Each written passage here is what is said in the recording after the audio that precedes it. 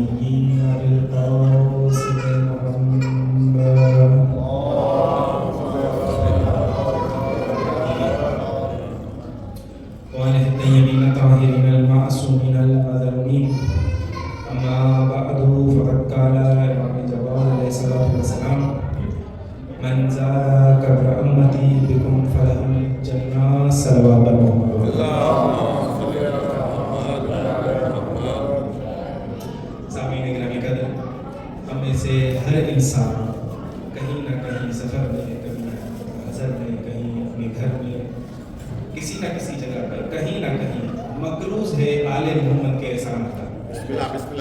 اگر کسی کے بھی تختی زمین پر کوئی ایک بھی نقش محفوظ ہے آل محمد کے احسانات کا، وہ صلوات کو قرض سمجھ کر نہیں، فرض سمجھ کر، احسان سمجھ کر نہیں، ایمان سمجھ کر پڑھے۔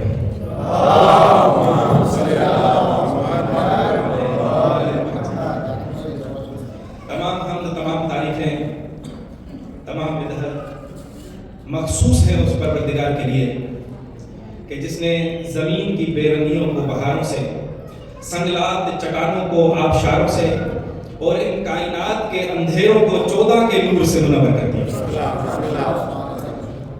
کتنا کریم خالق ہے کہ جس نے ایسی ہستیاں ہمیں دی، سمجھو ہے کہ نہیں؟ جس نے ایسی ہستیاں ہمیں عطا کی کہ جنہوں نے جب بھی جدھر بھی کبھی کسی وحشی کو دیکھا اسے انسان بنا دیا۔ کہیں انسان کو دیکھا تو اسے مسلمان بنا دیا، کہیں مسلمان کو دیکھا تو اسے فخر سلیمان بنا دیا، یعنی کبھی بے زر کو دیکھا تو اسے ابو ذر بنا دیا، بے داد کو دیکھا تو اسے مقداد بنا دیا، کبھی کسی مجبور کو دیکھا تو اسے مختار بنا دیا، کبھی مٹی سے بھرتے ہوئے کسی بہلول کو دیکھا تو اسے ایک عاقل بنا دیا، کبھی کنکر کو دیکھا تو اسے در بنا دیا، اور کہیں ایک انسان عاصی پر نظر پڑی تو اسے حر بنا دیا۔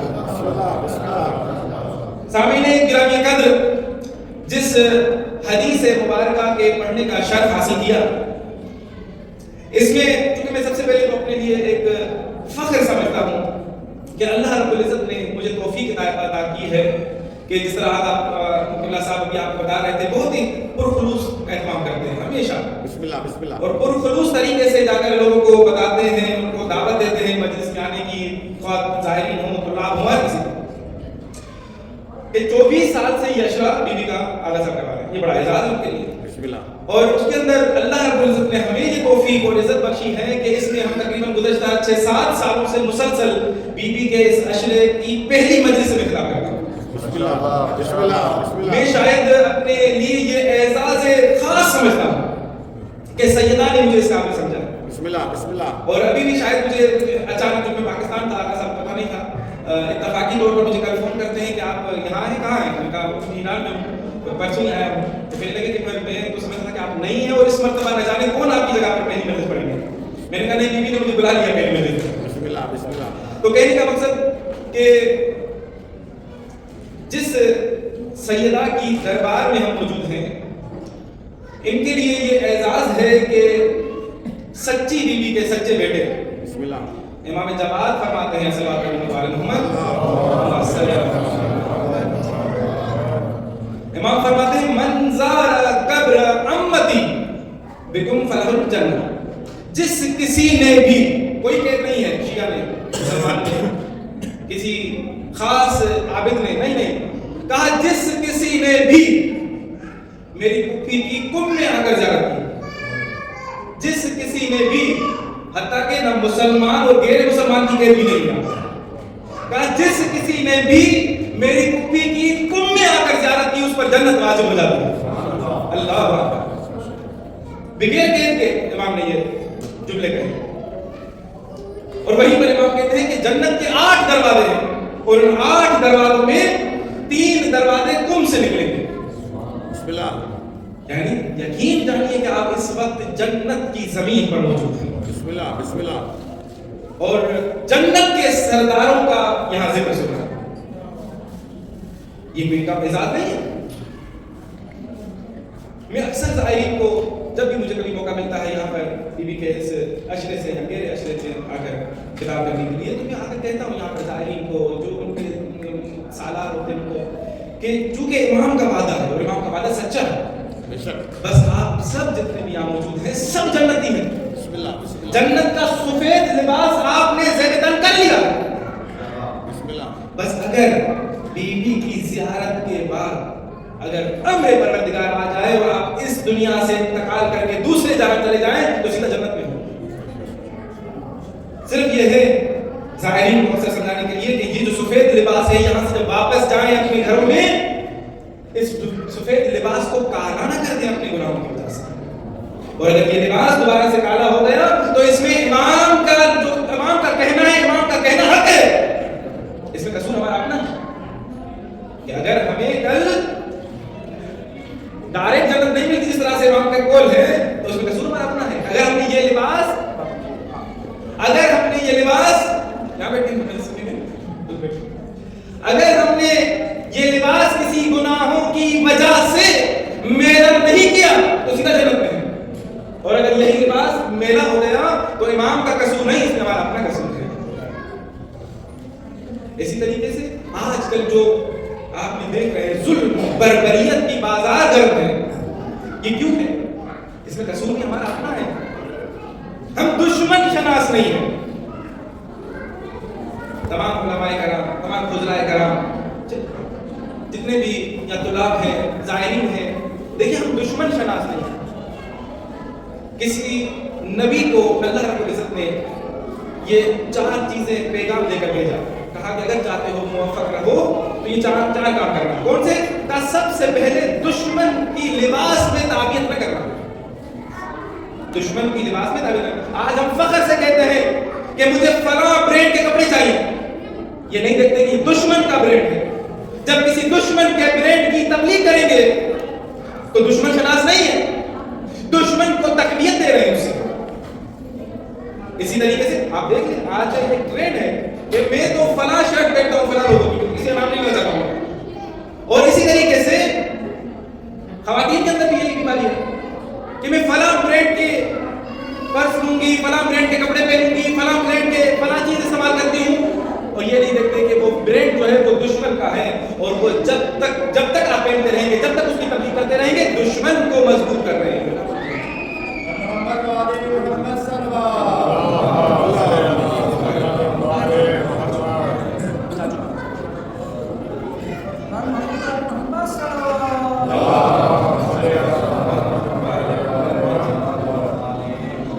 کچھ لوگ یہ محسوس کر رہے ہیں کہ مرغیوں کے بچے نہیں ہوتے, کہاں سے آ گئے. تو سامعین گرامی قدر, ایک دشمن کے لباس کی تعبیر نہیں کرنی, دوسرا دشمن کے غذا جو کھاتے ہیں وہ اس کی تعبیر نہیں کرنی, ان کے کھانوں کی تعبیر نہیں کرنی. جس طرح سے ہم فخریہ طور پر جاتے ہیں کہ ہم تو فلاں مثلا میکڈونلڈ سے کھائیں گے, فلاں جو ہے KFC سے کھائیں گے, یہ دشمن کے برانڈ کی تبلیغ کر رہے ہیں. پھر اپنا ہی پیسہ دیتے ہیں ان کو, اور پھر وہ اسی پیسے سے گھما کے ہمارے ہی بچوں کو قتل کرتے ہیں. ہم دشمن شناس نہیں ہیں. آج اگر فلسطین میں کچھ ہو رہا ہے, کوئی جنایتیں ہو رہی ہیں, تو کہیں نہ کہیں اس میں حصہ ہمارا بھی ہے. ہم جو لعنت بھیجتے ہیں دشمن پہ, وہ کہیں نہ کہیں کسی حصے سے گھوم کے ہمارے طرف بھی آ رہی ہے. تیسری چیز مطلب اس کے راہ و روش پر نہیں چلنا. اور تیسری چیز, کبھی بھی دشمن کو اپنا دوست مت سمجھیں. آج پورے اسلامی ممالک کی جو یہ بدحالی ہے, کس وجہ سے؟ چونکہ وہ دشمن سے ڈرتے ہیں, اسی لیے دشمن سے دوستی کرنا چاہتے ہیں. اور اسی دوستی کے نتیجے میں آج یہ اگر 57 ممالک کی, اسلامک ممالک کی کوئی فوج بھی بن جاتی ہے تو وہ کھڑے ہو کر صرف تماشا دیکھتی ہے, باقی لڑنے کے لیے کوئی نہیں جاتا, کیونکہ وہ دشمن کو دوست سمجھتا ہے, دشمن سے دوستی کرنا چاہتا ہے. اور چوتھا, دشمن کو کبھی ضعیف مت سمجھیں. اب یہ نہ کہیں کہ یہاں تو میرا دشمن کمزور ہے, نہیں, وہ اسی چیز سے کہ آپ کے اندر یہ اس چیز کو باور کرا دے کہ میں ضعیف ہوں, تم جو طاقتور ہو, تو بس وہ اسی سے سوء استفادہ کرے گا. اور آپ کو جو جس طرح ہمارے عامیانہ لباس حرف کہا جاتا ہے کہ کمر میں چھرا گھونپنے کے ٹکرا دے, یہ کام کرے گا. تو ان 4 کاموں میں اب کیا حر جو تھا وہ دشمن شناس تھا، اس نے دشمن کو پہچان لیا، پلٹ کے آ گیا۔ شاید یہی وجہ تھی کہ جب اسے سر میں ضربت لگی تو مولا حسین دوڑے اور اپنا کمر بند یا رومال سیدہ جاتے ہیں اور اس کے سر پہ جا کے باندھتے۔ مولا کیا ضرورت ہے، یا زندہ رکھنا تھوڑی ہے مقصد ہم لوگوں کا، یہاں تو مر جانا مقصد ہے، کچھ لمحے کے بعد اس حر نے مر جانا ہے، تو قبلہ اس کی ایمانداری، اس کی جو ہے ملم پٹی کرنے کی کوئی ضرورت نہیں ہے یہاں پر۔ شاید امام اسے اپنا یہ رومال باندھ کر یہ دنیا کو بتا رہے تھے کہ یہ حر دشمن شناس ہے، یہ ایک تمغہ تھا اس کے لیے۔ شاید نے بھی کیا خوب کہا، کہتے ہیں شاید کہ چھوڑا گر حسین کو جنت نہ پاؤ گے، چھوڑا گر حسین کو جنت نہ پاؤ گے، سارے جہاں کو حر نے خبردار کر دیا۔ عرض خدمت کہ سیدہ معصومہ جن کا آپ 24ویں عشرے میں آج آپ کو بیٹھنے کا خدا متعال نے توفیق عطا فرمائی، بی بی کے بہت سارے القابات ہیں، جس میں چاہتا ہوں کہ 3 یا 4 کی اگر وقت کے دامن میں گنجائش رہے ان پر بات کروں۔ کہ سب سے پہلے بی بی کا ایک لقب ہے ہجرت کرنے والی، مہاجرہ، ولایت کے راہ پہ ہجرت کرنے والی۔ اب آپ دیکھیں تاریخ میں کس کس نے ولایت کی راہ میں تبلیغ کی، ہجرت کی، تو دیکھا جائے تو رسول اللہ نے بھی مکہ چھوڑ کے مدینے کی طرف ہجرت ولایت کی راہ میں کی، مولا علی علیہ السلام نے بھی ولایت کی راہ میں ہجرت کی۔ اسی طرح رسول اللہ کے زمانے میں جب مکے میں کفار نے مسلمانوں پر ظلم و ستم کیا تو جو کاروان یہاں سے نکل کے دوسرے شہروں میں رسول اللہ نے بھیجے، انہوں نے بھی ولایت کی راہ میں ہجرت کی۔ اگر بی بی زینب سلام اللہ علیہا مدینہ چھوڑ کے مکہ آتی ہے اور مکہ چھوڑ کے کربلا جاتی ہے اور کربلا سے کوفہ اور شام جاتی ہے تو یہ ولایت کی راہ میں ہجرت کر رہی ہے، ولایت کو بچانے کے لیے۔ سیدہ کا بھی یہ لقب اس لیے مشہور ہے کہ انہوں نے مولا رضا کی راہ میں، ولایت کی راہ میں مدینہ چھوڑا اور خراسان کی طرف ہجرت۔ ایک بیوی کا لقب ہے کریمہ اہل بیت، جس طرح سے امام جعفر صادق علیہ السلام سے بھی کرتی ہے۔ حالانکہ ابھی بی بی متولد نہیں ہوئی، اس زمانے میں یہ حدیث کہتے ہیں کہ اللہ کا ایک حرم ہے اور وہ خانہ کعبہ ہے، رسول اللہ کا ایک حرم ہے وہ مدینہ منورہ ہے۔ اسی طرح سے ہمارے جد علی مرتضیٰ کا ایک حرم ہے اور وہ ہے نجف اشرف، مگر کہا کہ ہم اور ہمارے تمام اہل بیت کا جو حرم ہے وہ کم میں اہل بیت علیہ السلام، تمام ائمہ کا حرم کم ہے، اور اس حرم میں بیٹھ کے آپ اہل بیت علیہ السلام سے اگر وہ فیض حاصل کر کے نہ جائیں تو پھر یہاں پر آ کر بیٹھنا، رہنا، پڑھنا یہ بیکار ہے۔ کیا دیکھیں بی بی کا لقب محدثہ، ہمارے فقہ جعفریہ کے اندر بھی بہت بڑی بڑی احادیث سیدہ سے نقل ہے، اور حدیثوں کو نقل کرنے والے جس طرح بہت سارے محدثین پائے جاتے ہیں تاریخ کے اندر، مگر ایسا معصوم محدث تاریخ میں بہت کم ملتا ہے۔ اسی طریقے سے سیدہ کا میں اصل میں یہ یہاں رکھنے کی علت یہ تھی کہ آپ سب نے یہ بی بی کا زیارت نامہ پڑھا ہے، مگر کہیں آپ نے اس پر غور نہیں کیا۔ سب سے پہلے تو یہ زیارت نامہ بی بی کا 3 معصوم اماموں سے نقل ہے، بسم اللہ 3 معصوم اماموں، یعنی کسی بشر کا کلام نہیں، مطلب بشر ہیں مگر ایسے بشر ہیں جو علم لدنی پروردگار کے مالک ہیں۔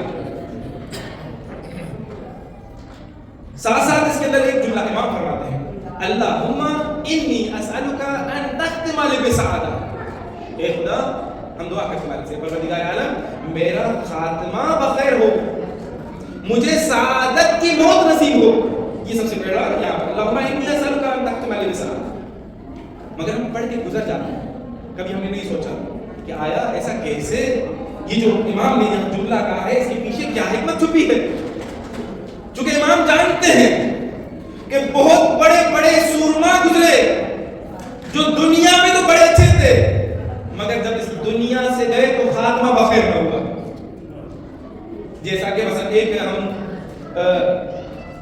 کی مثال لیں بلعم بعورا، یہ بنی اسرائیل میں ایک بہت بڑا عابد اور زاہد شخص تھا. اتنا خود قرآن فرماتا ہے کہ اتنا عابد تھا کہ مستجاب الدعوہ تھا. مثلا صرف ہاتھ اٹھا دے تو مردہ کھڑا ہو جائے، ہاتھ اٹھا دے تو فوری طور پر بادل آ جائے اور بارشیں برسنا شروع ہو جائیں. کتنا مستجاب الدعوہ.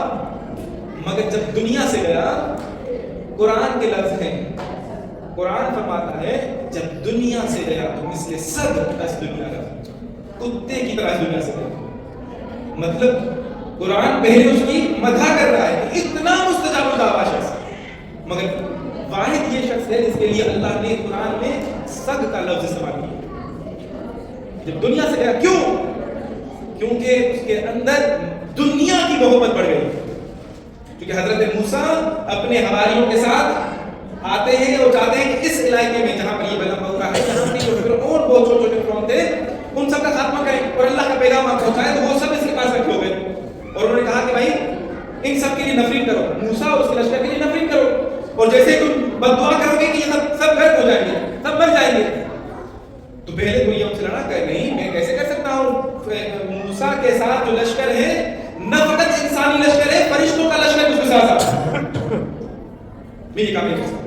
بالآخر ان لوگوں نے اس کی بیوی کو بلکلایا اور اسے تحفے، تحائف، بہت ساری مال و زر کا لالچ دیا گیا. پھر اس کی بیوی نے آ کے اس کو خراب کیا.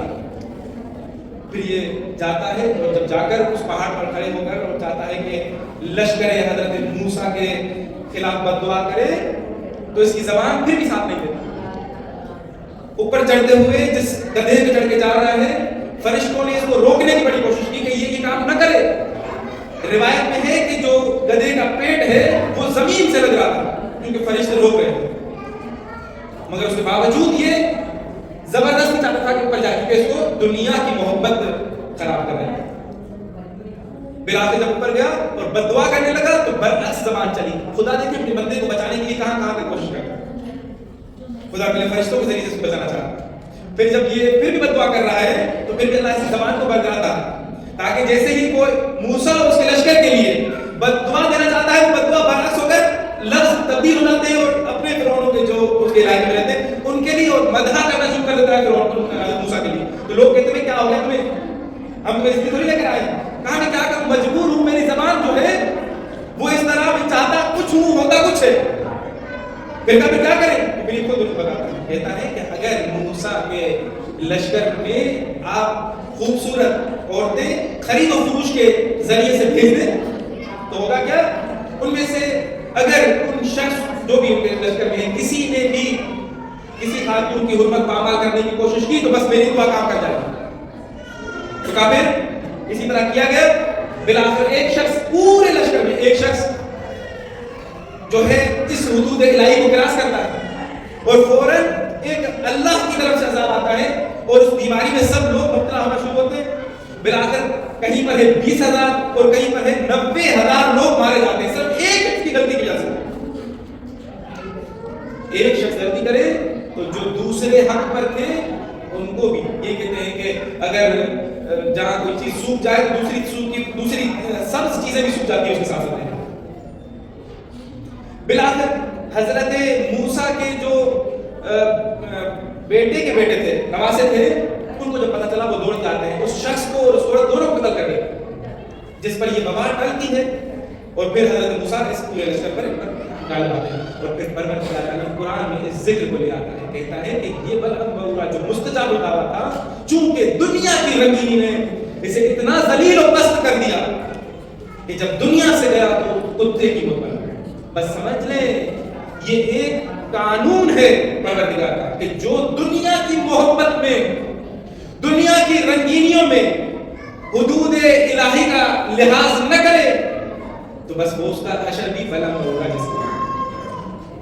اسی طرح سے چونکہ اعلیٰ صاحب نے بھی جیسا کہ آپ کو بتایا کہ ہمارے والد صاحب کا انتقال ہوا ہے، وہ بچے ہیں، پھر پاکستان جائے تھے، ابھی واپس آئے 2 دن. اولاد کے لیے میں ضرور چاہتا ہوں کہ ایک چیز بتاؤں. یہی بنی اسرائیل کا واقعہ کہ ایک بیٹا باپ کا بڑا فرمانبردار ہے اور باپ کی فرمانبرداری میں دیکھیں خدا کیا عطا کرتا ہے. باپ کا بڑا فرمانبردار ہے، ایک ہی ہے باپ اور بیٹا اور کوئی ان کا نہیں ہے پرسان حال۔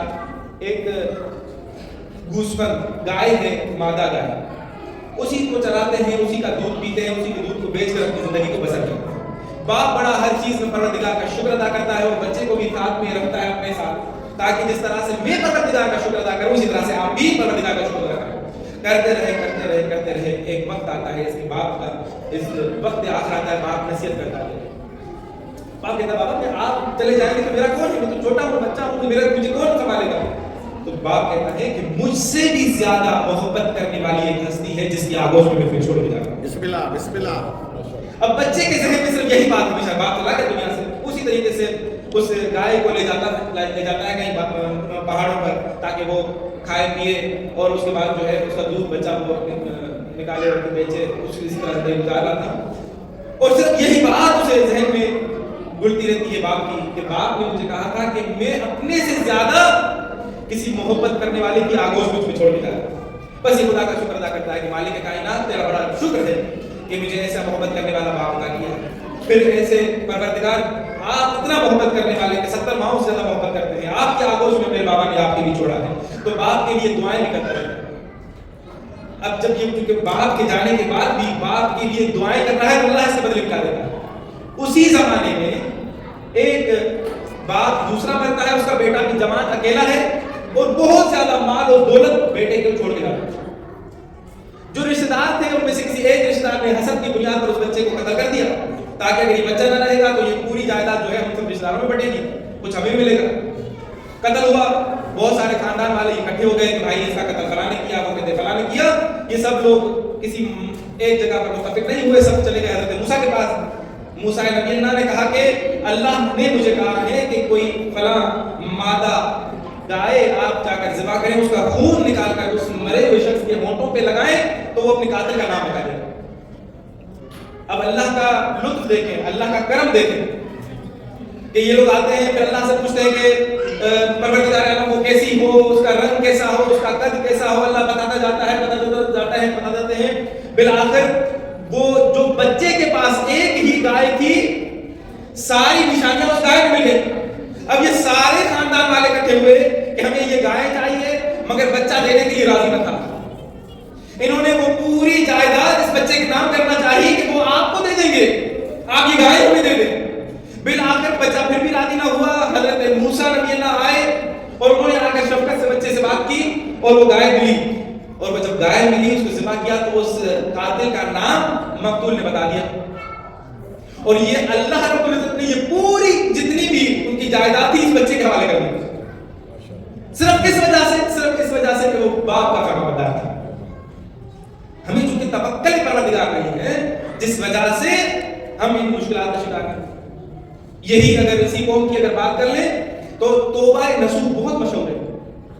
مجھے نہیں پتا کہ ہمارے شیعہ کے اندر بھی یہ قصہ اور کہانی کو بتایا جاتا ہے یا نہیں، مگر اہل سنت کے یہاں توبہ نصوح بہت معروف ہے۔ ابھی کیا ہے کہ ایک شخص ہے جس کا جو ظاہر ہے مرد مگر ظاہری حلیہ عورت کی طرح ہے، تو یہ اس کا فائدہ اٹھا کر کیا کرتا ہے، عورتوں کے حمام میں جا کر عورتوں کو نہلاتا ہے۔ سب یہ سمجھتے ہیں کہ یہ ایک عورت ہے۔ بالآخر یہ کافی مرتبہ توبہ کرتا ہے اور وہ توبہ کرتا ہے، پھر کچھ دن کے بعد دوبارہ توبہ توڑ دیتا ہے، توبہ سچی توبہ نہیں کرتا۔ بالآخر ایک مرتبہ بادشاہ کی بیٹی آتی ہے، یہ اسے نہلانے میں مصروف تھا کہ اچانک وہ بادشاہ کی بیٹی کہتی ہے کہ میرا قیمتی ہار گم ہو گیا۔ دروازے بند کر دیے جاتے ہیں کہ سب کی تلاشی ہے۔ اب اسے پتا تھا کہ اگر تلاشی لی گئی، حالانکہ میں نے ہار چوری نہیں کیا، مگر اگر تلاشی لی گئی تو سب کو پتا چل جائے گا کہ میں مرد ہوں۔ یہ کہیں جگہ پہ چھپ جاتا ہے اور چھپ کے پروردگار سے سچی توبہ کرتا ہے، کہتا ہے پروردگار اعلیٰ اس مرتبہ مجھے معاف کر دے، آئندہ میں یہ کام نہیں کروں گا۔ اب بس یہ کہنا تھا اور اس کے اوپر کسی نے پہنچنا تھا کہ اچانک پیچھے سے آواز آتی ہے کہ ہار مل گیا ہے، نصوح کو چھوڑ دو۔ یہ نصوح اللہ رب العزت کا یہ کرشمہ دیکھ چکا، نکلا اور پھر کہنے لگا کہ اگر یہاں رہوں گا تو دوبارہ سے مجھے یہ شیطان حاوی ہو جائے گا، میں اس علاقے کو چھوڑ کے چلا جاتا ہوں، چھوڑ کے چلا گیا۔ ایک پہاڑ پر پہنچا، کچھ دن اس پہاڑ پر رہا تو اچانک دیکھتا ہے کہ ایک گائے جو کہ گھوم رہی، اس نے دیکھا، اس نے کہا کہ اس سے بچھڑ گئی ہوگی، جب تک اس کا کوئی مالک پیدا ہو اس کو میں اپنے پاس رکھ لیتا، رکھا۔ اتنے میں ایک تجارتی کاروان کچھ دنوں کے بعد وہاں سے گزرا. یہ سچی توبہ سے کیا فوائد ہوتے ہیں میں یہ بتانا چاہ رہا ہوں. ہم لوگ چونکہ توکل پروردگار بہت کم ہیں, خدا پر بھروسہ نہیں ہے, جس کی وجہ سے ان مشکلات میں مبتلا ہے. مگر اگر سچی توبہ کریں اور خدا پر توکل کریں تو دیکھیں پھر خدا کیا کرتا ہے. ایک تجارتی کاروان وہاں سے گزرتا ہے, پانی نہیں ہے ان کے پاس, پیاس بہت لگی ہے. یہ آتے ہیں, نسوب نے اس گائے کا دودھ دیتا ہے.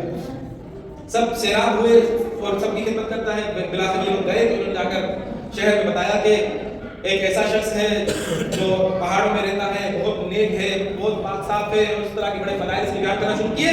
تو بادشاہ تک اس کی خبر پہنچی. بادشاہ نے کہا کہ ایسا نیک بندہ میرے علاقے میں ہے, مجھے پتا نہیں, اسے بلاؤ.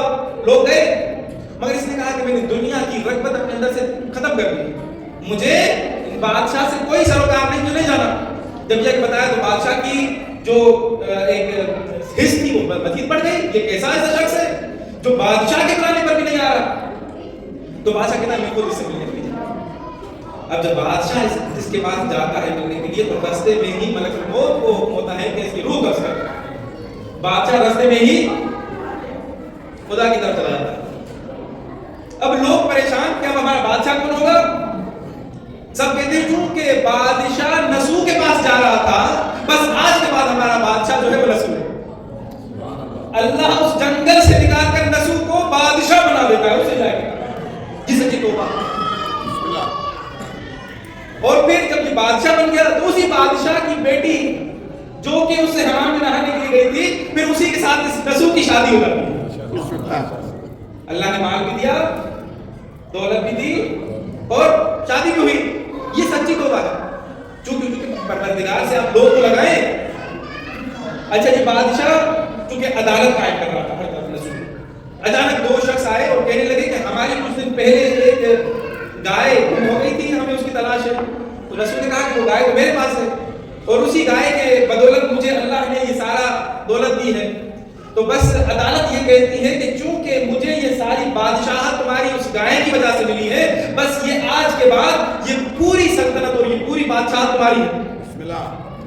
اب یہ کہنا تھا تو وہ دونوں شخص جو تھے وہ ہنس پڑے اور کہنے لگے ہم دونوں اللہ کے فرشتے ہیں, اور وہ جو گائے تھی وہ بھی اللہ کا فرشتہ تھا. اللہ آزمانا چاہے تو کسی انداز میں بھی آزما سکتا ہے, مگر یہ ہے کہ ہمیں پروردگار سے اگر توبہ کرنا چاہتے ہیں تو سچی توبہ کریں. اللہ سے وہ لنک قائم کرنا چاہتے ہیں تو سچا کریں, اس کے اندر کوئی منافقت نہ ہو. مطلب بلعم بورا کی عاقبت خراب ہو گئی. اسی طریقے سے اگر یہ پرانی قصے تھے, تھوڑا سا اگر نزدیک مزید آئے تو زبیر بن عوام یہ رسول اللہ کے چچا زاد بیٹا تھا, مولا علی علیہ السلام کا چچا زاد بھائی تھا, اور مولا علی سے اتنی محبت کرتا تھا کہ مولا علی علیہ السلام سے ایک قدم بھی آگے نہیں رکھتا تھا. کیونکہ کہتا تھا کہ میں اور علی سے آگے قدم کیسے رکھوں, یہ گستاخی ہو جائے گی. ایک مرتبہ رسول اللہ منبر پر ہیں اور زبیر صرف علی کو دیکھے جا رہے ہیں اور مسکرا رہے ہیں. رسول اللہ نے پوچھا کہ کیا ماجرا ہے, کہا مجھے دل کرتا ہے کہ بس علی کو دیکھتا ہے. کتنا عاشق علی, حتیٰ کہ جب سیدہ کے دروازے کو جلایا گیا اس وقت بھی واحد زبیر تھا کہ جس نے تلوار شمشیر سے نکالی اور غلاف سے نکالی اور کہنے لگا تمہاری یہ جرت کہ تم سیدہ کے دروازے کو چوکھٹ کو جلاؤ. حالانکہ سلمان موجود تھے, ابو ذر موجود تھے, مگر یہ واحد اس کو گرایا گیا اور اس کے بازو پیچھے باندھے گئے. اتنا عاشق اہل بیت اور اتنا اہل بیت کا سچا ماننے والا ان کے گھر کا کہ سیدہ نے وصیت میں جو 7 لوگوں کے نام لکھے تھے کہ ان سے امضا لو, ان بیوی کی وصیت میں ایک امضا زبیر کی بھی. بسم اللہ. مطلب اتنا ایک شخص کی زندگی اچھی گزر گئی. مگر ہوا کیا کہ جب جنگ جمل ہوئی تو یہی زبیر مولا علی علیہ السلام کے خلاف تلوار لے کر آیا. اس کی آخرت اچھی نہیں. جنگ جمل میں طلحہ اور زبیر بہترین صحابی ہیں, بہت زیادہ عبادت کرنے والے ہیں, مگر عاقبت اچھی نہیں ہوئی. انہوں نے بی بی عائشہ کو جو ہے چونکہ مال دنیا نے ان کو بھی خراب کر دیا, اس اسٹیٹس اور پوسٹ نے ان کو خراب کر دیا. یہ بیوی کے پاس آتے ہیں اور کہتے ہیں کہ یہ حکومت ہماری ہونی چاہیے, میں فلاں کا گورنر بن جاؤں گا، یہ فلاں کا گورنر بن جائیں گے، آپ پر بھی ظلم ہو رہا ہے، اور اس طرح وہ بہت ساری باتیں کرتی اور لشکر لے کر گئے. یہ دونوں طلحہ اور زبیر اسی جنگ صفین میں، جنگ جمل میں دونوں مر گئے. آپ تو خراب ہے. مطلب جب جنگ ہوتی ہے نا تو مولا علی السلام کی طرف سے کبھی مولا حسن جاتے تھے، کبھی مولا حسین جاتے تھے، کبھی ابو العباس جاتے تھے، کبھی مالک اشتر جاتے تھے. مگر جب زبیر سامنے آئے تو مولا نے سب کو روک دیا، رک جاؤ میں جاؤں. اور گئے اور پہلے تو اچھی طریقے سے سلام دعا ہوئی اور پھر کہنے لگے کہ زبیر وہ وقت یاد کرو کہ جب رسول اللہ نے تمہیں کہا تھا کہ ایسا وقت بھی آئے گا کہ جب تم زبیر علی کے خلاف تلوار لے کر آؤ. وہی وقت ہوا. جب یہ سنا تو ناراض ہوئے اور کہنے لگے کہ مجھ سے غلطی ہوئی. وہ تلوار کو گلاف میں ڈالا اور واپس گئے. جب واپس گئے بہت بڑے بہادر تھے. جب واپس گئے تو اس کے بیٹے نے عبداللہ السلام بیٹے نے اس پر ہنسا، طنز کی، کہا کہ اپنے آپ کو بڑا بہادر سمجھتے ہو اور علی سے ڈر کر واپس آ گئے. ابھی کہا تو پورا لشکر اس طرح سے یہ تلوار دوبارہ نکالتا ہے، مولا کے قلب لشکر پر حملہ کرتا ہے. یہ بتا لشکر کا میمنا اور قلب لشکر پر حملہ کرتا ہے. مولا علیہ السلام کہتے ہیں زبیر کو آنے دو، اسے کوئی کچھ نہ کرے. یہ لشکر کو چیرتا ہوا جاتا ہے اور پھر اسی لشکر سے واپس آتا ہے اور پھر آگے سب کو کہتا ہے دیکھا میری جرأت اور میری بہادری. اتنا بہادر شخص مگر عاقبت اچھی نہیں ہوئی. جس طرح یہاں سے مڑ کے واپس آ رہا تھا وہ کسی اور شخص نے اسے قتل کر دیا. بالآخر ہم کیا کریں کہ ہماری عاقبت بخیر ہو، یہ بہت مهم ہے. اور اس کے لیے ہمارے استاد ہیں دکتر رفیع، وہ بیان فرما رہے تھے کہ 4 کام ایسے ہیں کہ اگر کوئی انسان کو انجام دے تو عاقبت بخیر ہونے کے چانس زیادہ ہو. ایک ہے ایک دعا، چھوٹی سی دعا، یا اللہ یا رحمان یا رحیم یا مقلب القلوب ثبت قلبی علی دینک. اس دعا کا ورد زیادہ سے زیادہ کریں، عاقبت بخیر ہونے کے چانس بڑھ جائے. اور دوسرا یہ ہے کہ جمعے کے دن سورہ مومنون کا زیادہ سے زیادہ ورد کریں، تلاوت کریں. 2 کام ہو گئے. تیسرا یہ دعا میرے ساتھ پڑھیں، مجھے اچھا لگے گا.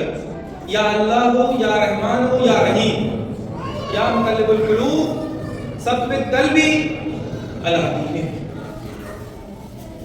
دوسرا ہو گیا سورہ جمعے والے دن سورہ مومنون کا پڑھیں.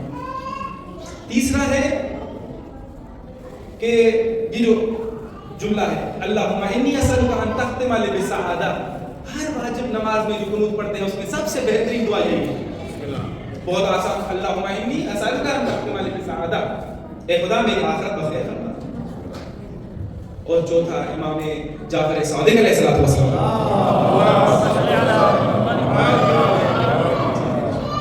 امام فرماتے ہیں اگر تم چاہتے ہو کہ تمہاری آخرت بخیر ہو تو ہمارے دشمنوں پہ تبرہ کرو. اب آج کل کے زمانے میں ہم نے اس تبرہ کو وہ اس طرح سے نمایاں کیا، اس طرح سے پھیلایا، اس طرح سے بیان کیا اور بتایا لوگوں کو کہ لوگ ہمیں کہنے لگے کہ یہ تو تبرعی ہے. مگر تبرہ کا مطلب یہ نہیں، تبرہ کا مطلب یہ ہے کہ ہمارے دشمنوں سے بیزاری کیا. اب جو دشمن ہے اہل بیت اس نے اچھا نہ کرو، مگر ایسا بھی نہیں کہ آپ جو ہیں کسی اور مسلک کے جو جن کے لیے وہ معزز ہوں آپ ان کی دلچسپی کریں. تو اس کا مطلب یہ ہے کہ ہم تبرہ کر کے اپنے آپ کی آخرت اچھی نہیں کر رہے بلکہ دوسروں کو جو ہے تکلیف پہنچا رہے ہیں. اور خداوند متعال یا قائم اطاعت کبھی بھی اس بات پر راضی نہیں ہوں گے کہ آپ کسی اور کی دل آزاری کریں. اگر ایسا ہوتا تو امام جعفر صادق علیہ الصلوۃ والسلام اپنی اس یونیورسٹی کے اندر جہاں پر ہزاروں کی تعداد اور لاکھوں کی تعداد میں شاگرد موجود تھے اور ہر طرف امام کا ایک پروٹوکول تھا، تو چاہتے تھے امام اس وقت سب کو کر کے دکھاتے کہ تبرہ کیا ہوتا ہے. مگر جب قدرت ملنے کے باوجود ایسا ماحول ہونے کے باوجود بھی اگر ایک امام کی روش یہ نہیں ہے تو بس ہمیں بھی اس طریقے سے رہنا چاہیے جس طرح سے امام نے زندگی گزاری. دوسرا امام اسی جملے میں پورا کرتے ہیں، کہتے ہیں ایک ہمارے دشمنوں پہ تبرہ کرو، دوسرا ہماری اولاد کا احترام کرو. یہ بہت مهم ہے.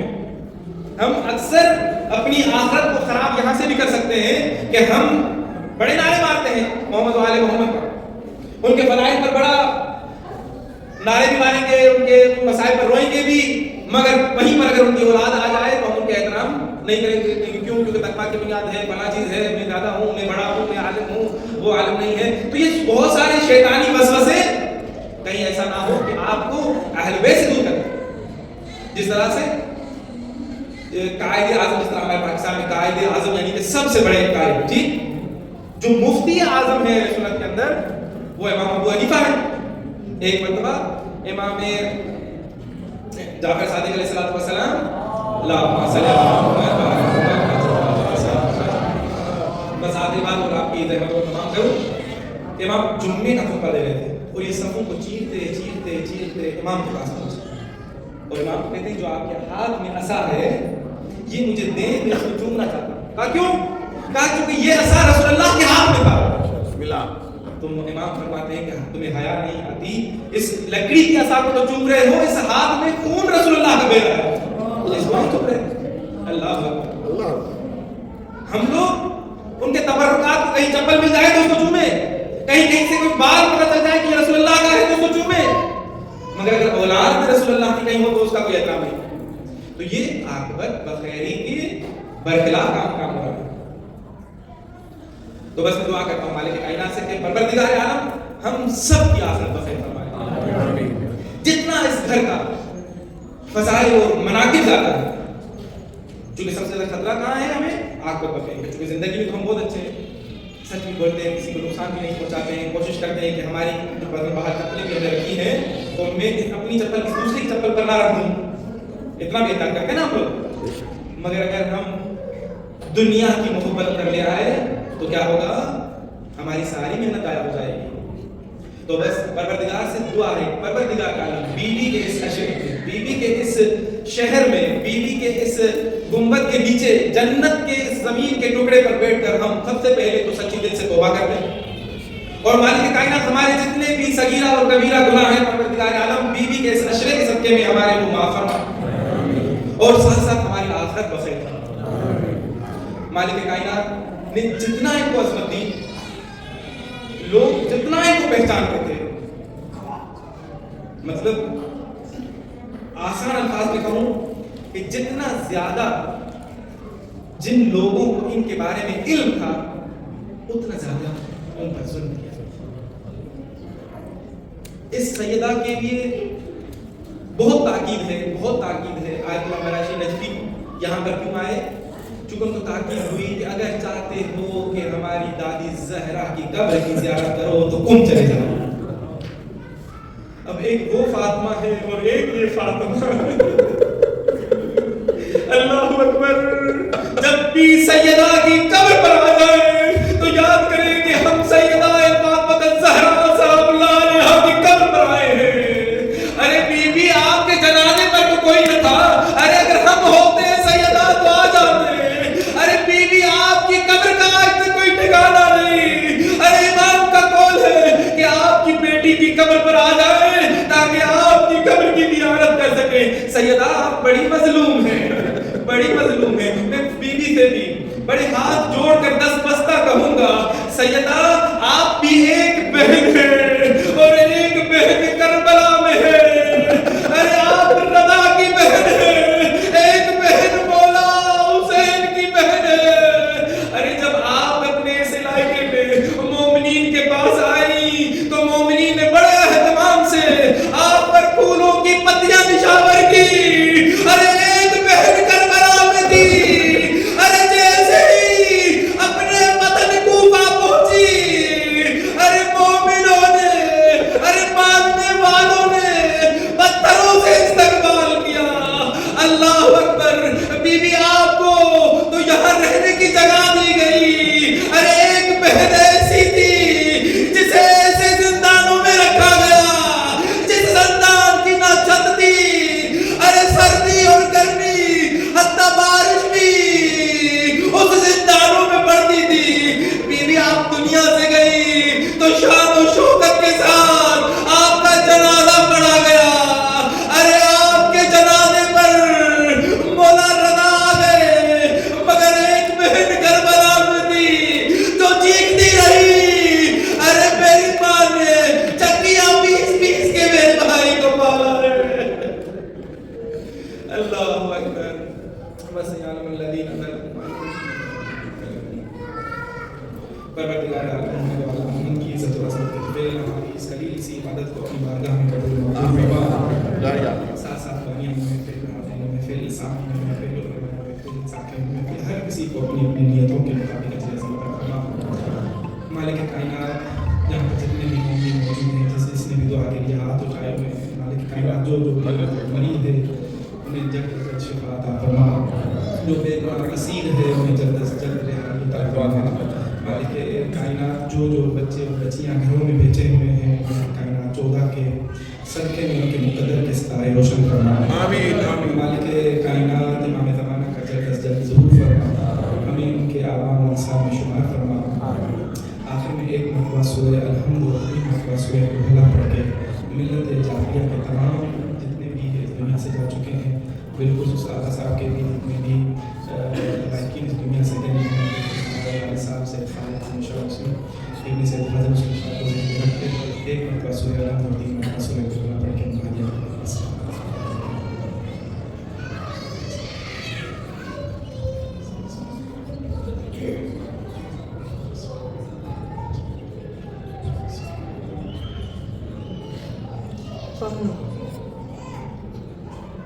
إن الله وملائكته يصلون على النبي آمنوا صلوا عليه وسلموا تسليما. اس سے پہلے کہ نوحانی ہو کیونکہ یہ اشرا ضد معصوم ہے یہ 24واں اشرا ہے مختصر سی نوحانی ہوگی پھر آپ تشریف رکھیں گے نیاز تقسیم ہوگی. نیاز یہاں کھولنے کی اور کھانے کی اجازت نہیں ہے نیاز ساتھ لے جانے تاکہ یہ نیاز آپ صاحب کی طرف سے یا 10 دن انشاءاللہ انتظام ہے. کل وقت پہ تشریف لائیے گا 6:30 بجے تعاون فرمائیے گا تاکہ ہمارے انڈیا سے لگے گئے یہ انٹرنیشنل اشرا 24واں شروع ہو چکے ہیں. آپ پہلی وجہ سے کوئی آدمی ہلکے سے باہر نہ رہے سارے تعاون کیجیے. مولانا وقاص صاحب سے تلاش ہے تشریف لائیں گے اور روحانی کریں گے. یا حسین سارے حضرت معصوم کو فرصت دینے کے لیے 24واں انٹرنیشنل اشرا شروع ہو چکا ہے. قریب اہل بیت کو فرصت دیجیے کوئی آدمی ہلکے سے باہر نہ رہے. یا حسین سارے بولے یا حسین یا حسین یا حسین. کوئی اور روحان اگر ہے تو اس کو موقع فراہم کیا جاتا ہے. یا حسین آنے سے میں کم لا رہی ہمارے اگر میڈیا کا کوئی برادر ہے تو کیمرہ کو سائڈ پہ کرے. یا حسین یا حسین یا حسین آنے سے میں کم لا رہی. یا حسین یا حسین آگے آ جائیں آنے سے میں کم لا رہی. یا حسین ساری بات نہیں ہے شرمائے نہیں حضرت معصومہ کا اشرا ہے شرمائے نہیں ہم نے سب